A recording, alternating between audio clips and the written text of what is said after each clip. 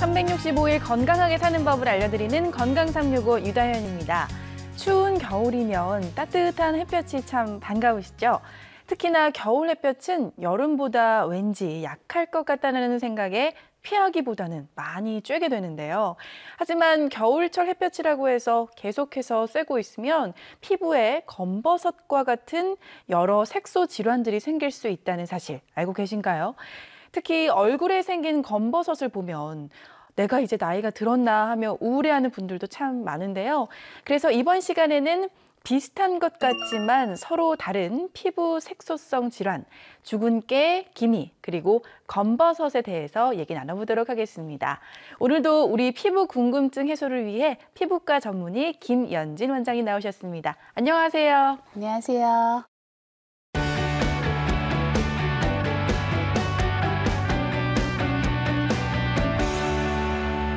저도 이제 30대에 접어든지라 동안이세요라는 소리를 가끔 들으면요. 기분이 그렇게 좋더라고요. 이제 피부를 보면 나이를 이제 결정하잖아요. 근데 이 동안이라는 걸 결정짓는 요소는 뭔가요, 선생님? 그렇죠. 동안이다라고 하면 일단은 주름이 없어야 될 것 같고, 그다음에 피부가 칙칙하지 않아야 될 것 같고, 왼쪽 보면 동안, 그다음에 우리가 나이가 들면서 점점 오른쪽으로 이제 변해가는 거죠. 그래서 이렇게 변해가는 거에 첫 번째가 주름이 되게 많이 생겼다라는 게 보이죠? 네. 그다음에 피부가 되게 칙칙해졌다, 광택이 나지 않는다, 이런 것들이 보이고 푸석푸석해지죠. 그다음에 또 중요한 게 뭐냐면 색소입니다. 네. 기미, 검버섯 이런 게 생기면 굉장히 나이 들어 보이게 되거든요. 그래서 이렇게 변해가는 것 중에 중요한 게 우리 색소성 질환인데, 중요한 거는 나이가 들어서 이런 게 생기면 화장이 점점 두꺼워져요. 가리려고 하다 네. 보니까. 그런데 화장을 두껍게 해서 이거는 가려질지 몰라도 피부는 더 나이 들어 보이는 게요. 화장을 두껍게 하면 주름, 골이 더 깊게 패여 보이는 거 아직은 경험 안 하셨을 것 같은데 저는 많이 경험을 했거든요. 그래서 화장을 얇게 하기 위해서도 이런 색소성 질환은 빨리빨리 예방을 해주고 빨리 없애주는 것이 정말 중요한 것 같습니다. 네. 그런데 이 기미, 주근깨, 검버섯 다 사실 좀 비슷비슷해 보이거든요. 네. 근데 이게 어떻게 정확히 다른 건지도 궁금해요. 전혀 사실 다른 질환들인데 우리 환자분들은 와가지고 다 모두 다 저 기미 잡티 생겼어요 라고 오세요. 네. 일단은 기미라는 거는 어떤 거냐면 생긴 게요, 이렇게 넓은 판상 형태로 돼 있습니다. 네. 그냥 납작하게 그냥 피부 결하고 똑같은데 검게 판으로 생긴 게 기미고요. 이거하고 같이 동반이 많이 되는 게 오타양 모반이라는 게 있어요. 이름은 생소하죠. 네. 오타양 모반이라는 게 있는데 오타양 이거는 모반. 기미하고 같이도 많이 생기는데요. 동글동글하게 약간 잿빛 모양으로 양쪽에 생기는 점 종류입니다.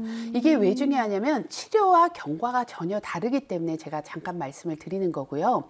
그리고 주근깨라는 거는 어렸을 때부터 있는, 왜 동화에 나오는 빨간 머리엔 이런 맞아요. 아이들한테 많은 땡땡땡땡 되게 귀엽게 생긴 이렇게 점 같은 다이아몬드 모양, 이제 마른 목골로 생긴 게 이제 주근깨예요. 기미하고는 전혀 다르게 생긴 거죠. 네. 어렸을 때 생긴다는 것도 좀 다르고, 그다음에 이제 나이가 들어서 생기는 검버섯은 조금 여러 형태로 나오기는 하는데 솟아 나온 것도 있고 납작한 것도 있고 진한 거, 연한 거 이렇게 있는데요.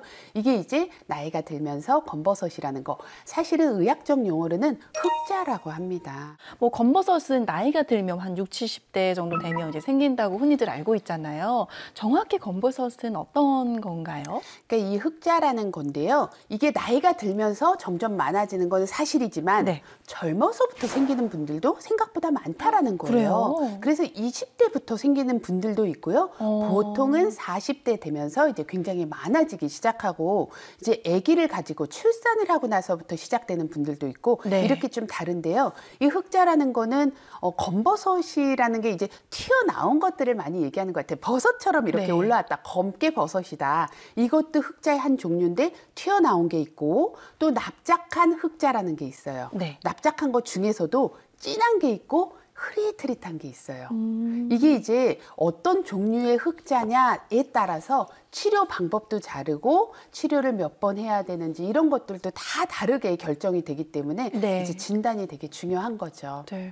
젊어서도 검버섯이 생길 수 있다고 하니까 주의를 해야 될 것 같습니다. 네, 맞습니다. 네, 그러면 검버섯이나 기미, 주근깨 같은 경우에는 왜 생기는 건지 좀 더 자세히 알려주세요. 그렇죠. 이 색소 질환은 제일 중요한 원인 중에 하나가 자외선이에요.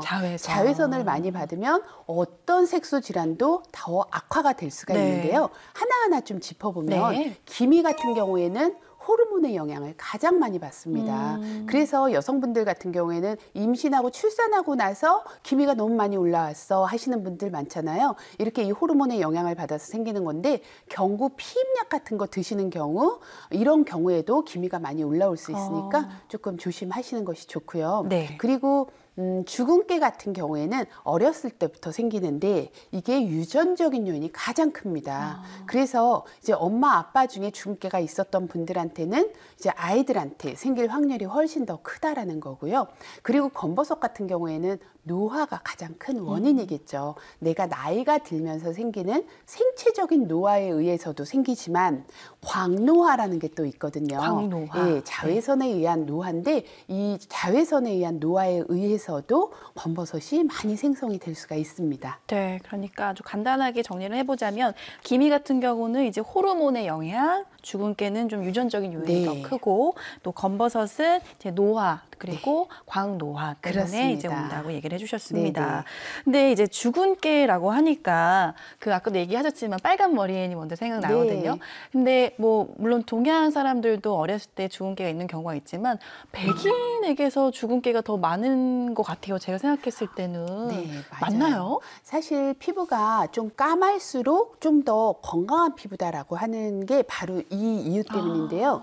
멜라닌 색소가 적은 백인들 같은 경우 우리나라 사람들 중에서도 피부가 좀 하얀 편인 사람이 있고 좀 검은 편인 사람이 있잖아요. 네. 하얀 편인 사람들은 좀 귀 기울여 드려야 되는 게 멜라닌 색소가 별로 없기 때문에 자외선에 대한 공격을 직접적으로 받을 수가 있는 거예요. 그래서 색소도 더 많이 생기고 주름도 더 많이 생기고 심지어는 피부암도 확률이 더 커질 수 있기 때문에 이렇게 피부가 하얗신 분들은 더욱더 햇빛 차단을 잘 하셔야 됩니다.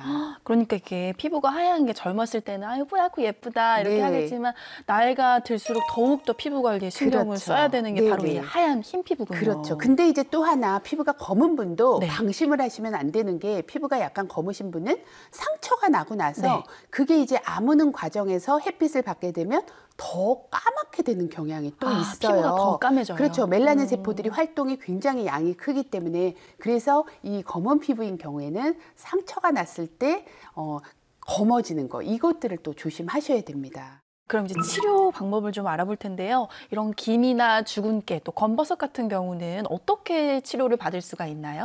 사실 치료가 다양해요. 어떤 파장을 써야 되느냐, 어떤 방법을 써야 되느냐가 다른 거는 네. 이 진단이 굉장히 중요합니다. 이게 기미냐, 뭐 색소성 모반이냐, 뭐 오타양 모반이냐, 주근깨냐에 따라서 굉장히 다른데요. 기본적으로 색소 질환은 이제 레이저로 하는 게 맞기는 하고요. 네. 이 진단에 따라서 깊이를 어느 정도 들어가야 되는지. 그러니까 겉으로 보기에는 다 일반인이 봤을 때는 비슷비슷한 색소 질환처럼 보이지만 우리가 현미경적으로 들여다봤을 때는 이 색소의 깊이들이 다 굉장히 다르거든요. 네. 그렇기 때문에 레이저의 선택을 잘하고 이제 굉장히 경험이 많은 선생님한테 하는 게 또 굉장히 중요한 것 같아요. 근데 보통 이렇게 레이저 치료를 받으면 얘가 아예 다 없어지나요? 아니면 또 같은 자리에 생길 수가 있나요? 그러니까 주근깨 같은 경우에는 굉장히 재발을 잘하는 경향이 있어서 이건 또 되게 표면에 있거든요. 주근깨는. 네. 그래서 한 번을 치료해도 굉장히 잘 되는 게 주근깨예요.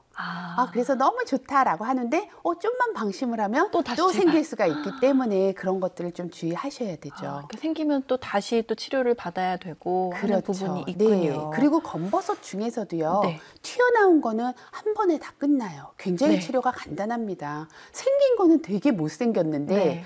치료가 되게 어렵게 생겼는데 오히려 그건 한 번에 끝나고요. 진한 흑자, 네. 진한 검버섯의 경우에도 때로는 빨리 잘 없어진 표면에 있는 색소이기 때문에 진하게 보이는 거거든요. 제일 어려운 게요. 사실은 네. 연한 색소입니다. 연한 색소는 색소가 깊이 들어있는 경우가 꽤 많기 때문에 여러 번 치료해야 될 가능성이 많고요. 이제 기미는 표면성 기미가 있고 되게 진피성 기미가 있거든요. 네. 그거에 따라서도 치료를 잘 선택해서 해야 되고요. 네, 그러니까 뭐 종류에 따라서 또 그렇죠. 레이저도 또 다양하게 네. 전문의와 상담을 해서 받는 게 좋을 것 같은데요. 뭐 사실 이미 뭐 생긴 뭐 검버섯이나 이런 것들은 뭐 쉽게 아예 다 없어지진 않겠지만 평소에 어떻게 그런 관리를 하면 좋을까요?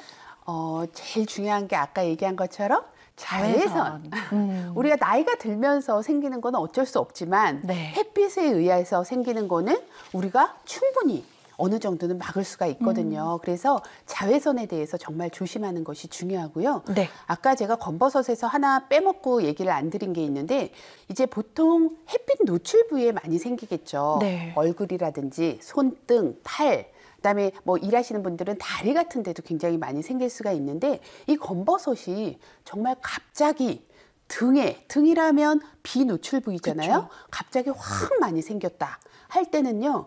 이때는 위 내시경을 한번 해보셔야 됩니다.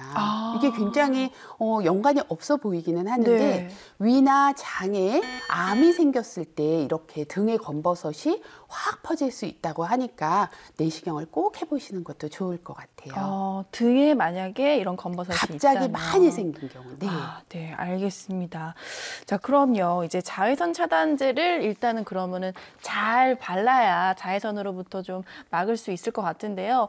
보통 여름에는 많이들 이제 자외선 차단제 바르실 텐데 요즘 같은 겨울에는 또 소홀히 하기 마련이잖아요. 자외선 차단제는 당연히 1년 내내 발라야 되는 거죠? 네, 맞습니다. 저는 이제 피부과 전문이다 보니까 자외선 차단제는 기본적으로 잘 바를 뿐만 아니라 저는 이렇게 추운 날에도 모자를 쓰고 야외를 나갑니다. 와. 그 정도로 자외선이 여름에만 심각한 게 아니라 네. 겨울에도 굉장히 신경을 써야 되는 부분이기 때문에 정말 자외선 차단을 좀 잘 해주시는 것이 좋죠. 네, 저도 이제 1년 내내 나갈 때마다 바르거든요. 근데 사실 자외선 차단제가요, 종류도 워낙 많고 또 뭐 차단 지수도 이런 게 네, 나뉘어져 네, 네. 있잖아요. 그건 잘 모르겠어요. 좀 어떻게 구분할 수 있는지 좀 설명 좀 해주세요. 그렇죠. 자외선 차단제를 막상 구입을 하려고 보면 너무 복잡해. 네. 어떻게 선택해야 되지 하는데 자외선에는 자외선 A라는 게 있고 B라는 게 있거든요. 자외선 B는 여름에 정말 강력한 자외선이 나와서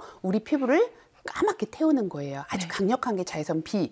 그거를 차단하는 게 바로 SPF라는 겁니다. 그래서 SPF가 뭐 30이다, 50이다, 뭐 70이다, 100까지도 있더라고요. 네. 그래서 이거는 뭐 무조건 높다고 다 좋은 거는 아니지만 30 이상이 되면 거의 비슷하게 차단이 된다라고 알려져 있어요. 그래서 저는 개인적으로 50을 씁니다. 50. 네.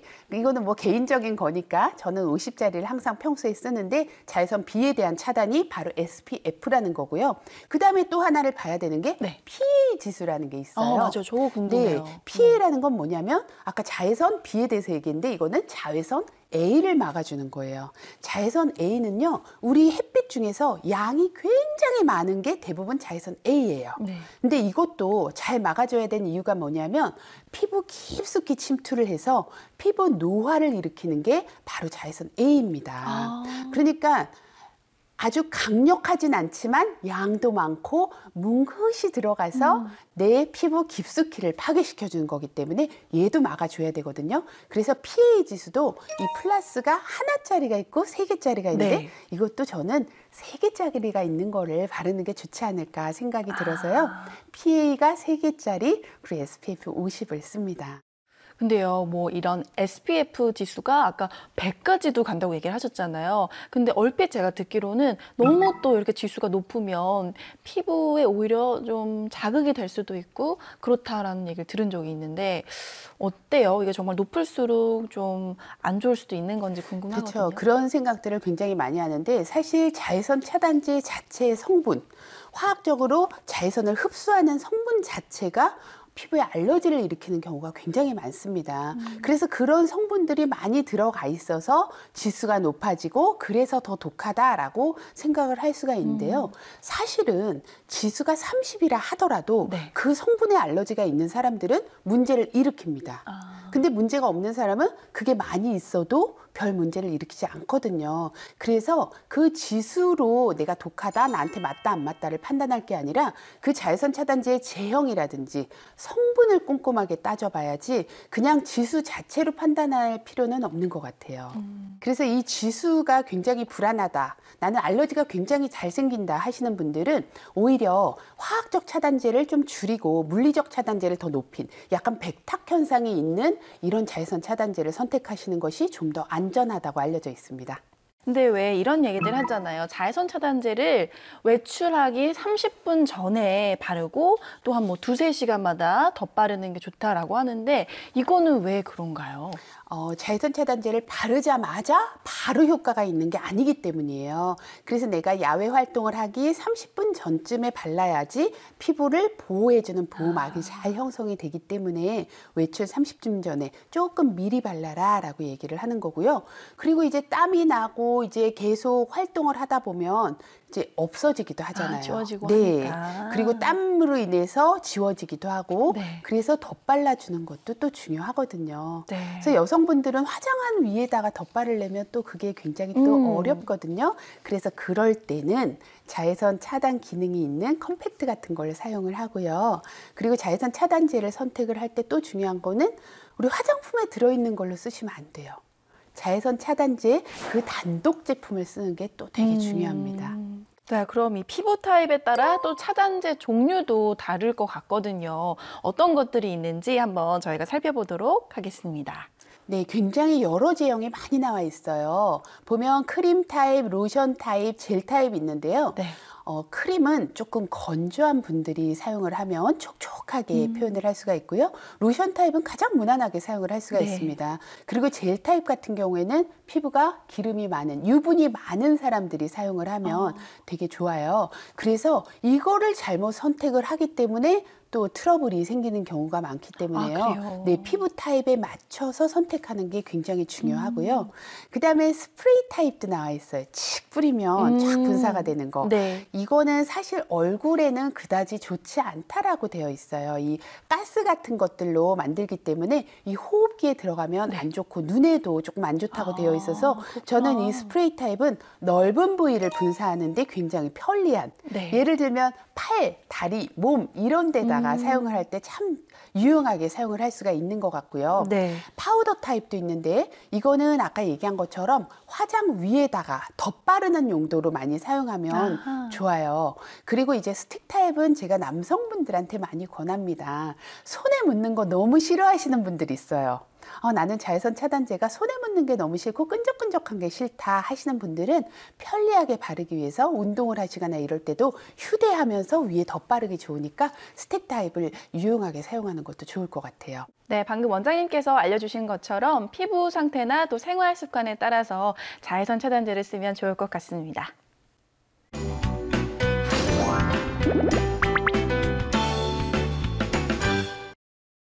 이번엔 이것이 궁금하다 시간입니다. 기미, 주근깨와 또 검버섯에 대한 궁금증을 OX로 알아보겠습니다. 먼저 첫 번째 질문입니다. 기미는 호르몬 이상이 생겼다는 신호다. 이건 아까 이제 처음에 얘기해 주셨듯이 맞는 답인 것 같아요. 그죠? 정답은? 네, 맞습니다. 네. 뭐 모든 사람한테 다 호르몬이 이상이 생겼다라고 할 수는 없지만 지금 임신을 했을 때, 출산을 했을 때, 그다음에 경구 피임약 이런 거를 먹었을 때 이제 기미가 생기는 경우가 많잖아요. 네. 그러니까 이게 이상이라고는 할 수 없지만 우리 몸에 변화가 생겼다라고 얘기를 하는 게 더 맞을 것 같기는 해요. 그래서 호르몬의 변화가 생겼을 때 이렇게 기미가 생길 수 있다라는 그 얘기를 드리고 싶어요. 네. 두 번째 질문입니다. 대기오염 때문에 검버섯이 빠르게 진행된다. 대기오염 때문에 검버섯이 그렇게 생길 수가 있나요? 그건 좀 궁금한 점인데요. 정답은 뭔가요? 네, 맞습니다. 아. 이게 굉장히 특별한 네. 것 같은데요. 실제로 독일의 뒤셀도르프 라이프니치 환경의학 연구소에서 연구를 했어요. 네. 근데 대기 오염이 많을수록 검버섯이 더 많이 생기더라라는 거를 유명한 학술지에 보고를 했는데요. 이 대기 오염이 뭐 미세먼지, 분진 이런 것들이 굉장히 자동차 대기가스 우리 도시에 살고 있기 때문에 피할 수가 없잖아요. 네. 이게 호흡기에만 문제를 일으킨다. 좋다라고 우리가 알려져 있기는 한데 이게 실제로 얼굴에 검버섯을 많이 일으킨다고 하니까 우리가 대기오염, 이런 미세먼지 이런 날은 나가지 않는 게 호흡기 건강에도 피부 건강에도 중요하지 않을까 생각을 합니다. 네, 맞아요. 요즘에는 뭐 겨울에도 미세먼지가 심하고 또 봄이 되면 미세먼지는 더 심해지는데요. 이런 미세먼지나 또 대기 오염이 검버섯을 유발할 수 있다고 하니까 호흡기 질환뿐만이 아니라 피부에도 신경을 써야 될 것 같습니다. 자, 마지막 질문도 살펴볼게요. 겉으로 보이지 않은 숨은 검버섯이 있다. 숨은 검버섯? 이건 뭘까요? 정답이 뭔가요? 네, 맞습니다.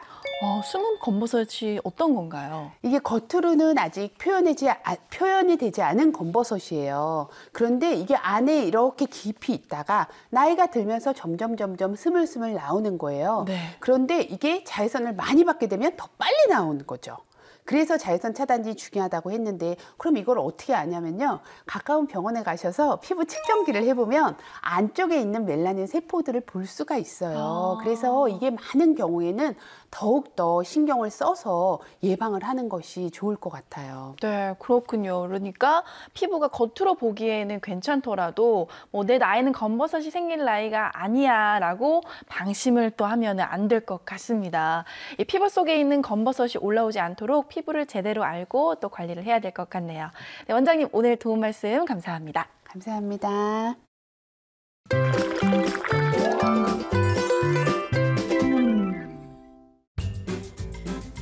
안녕하세요, 셰프 정옥윤입니다. 여러분, 연어가 피부에 좋다는 것은 많이들 알고 계시죠? 이 연어에는 핵산과 비타민이 풍부해 김이나 주근깨가 생기는 것을 방지해준다고 합니다. 그럼 연어를 이용한 오늘의 요리 바로 시작해 보겠습니다.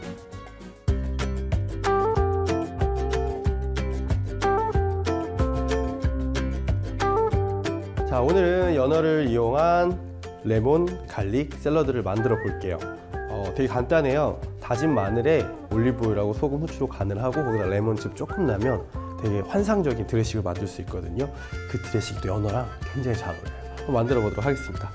이런 작은 믹싱볼 하나 준비해서요. 여기에 보시는 것처럼 케이퍼, 우선 케이퍼를 먼저 넣을게요. 네, 케이퍼를 넣고요. 그 다음에 다진 마늘을 또 넣고요. 그냥 넣으면 될 것 같아요. 자, 이렇게 해서 넣고요. 그다음 올리브오일을 넉넉히 넣겠습니다. 약간의 소금과 후추를 넣어줍니다. 그리고 준비해놓은 레몬즙을 넣도록 하겠습니다. 달콤달콤하겠죠? 싹 해서. 근데 포인트가 하나 있어요. 이거 그냥 섞으면 안 되고요. 케이퍼를 숟가락으로 이렇게 눌러가면서 케이퍼를 으깨주세요. 쓱쓱 으깨주세요. 그러면 케이퍼 향이 좀 나오면서 케이퍼가 올리브유하고 마늘하고 잘 어우러져요. 양파는 얇게 썰어줍니다. 시청자분들이 하실 수 있는 최대한 얇게 해주셔야 돼요. 그게 이 샐러드의 포인트 같아요. 근데 나는 양파를 얇게 해서 자신이 없다 하시는 분들은 양파를 썰어서요, 그 소금에 약간 절이세요. 그러면 양파가 후들후들해지잖아요. 그럼 그거를 한번 짜주시는 거예요. 그러면은 훨씬 더 좀 그 두께감을 줄일 수가 있어요. 연어는 먹기 좋은 크기로 썰어줍니다.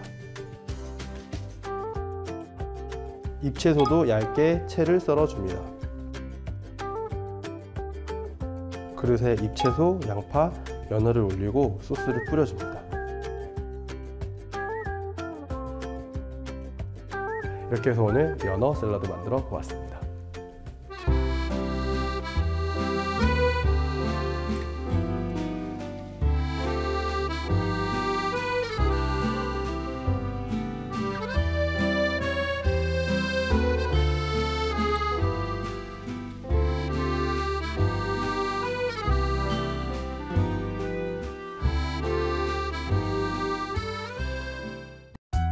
과거에는 되려 아무것도 안 바르는 게 좋은 피부 관리의 비법이었다면 최근에는 점점 나빠지는 대기와 강해지는 자외선 때문에 오히려 자외선 차단제를 챙겨 바르는 것이 내 피부 건강을 지키는 요령이라고 하는데요. 가는 세월 때문에 생기는 기미와 검버섯이 내 얼굴에 하나도 안 생기게 할 수는 없지만 그래도 노력으로 줄일 수 있다고 하니까요. 오늘부터 자외선 차단제 꼼꼼히 발라서 간단한 노력으로 피부 건강 지켜보시면 좋을 것 같습니다. 저는 다음 시간에 찾아뵙겠습니다. 고맙습니다.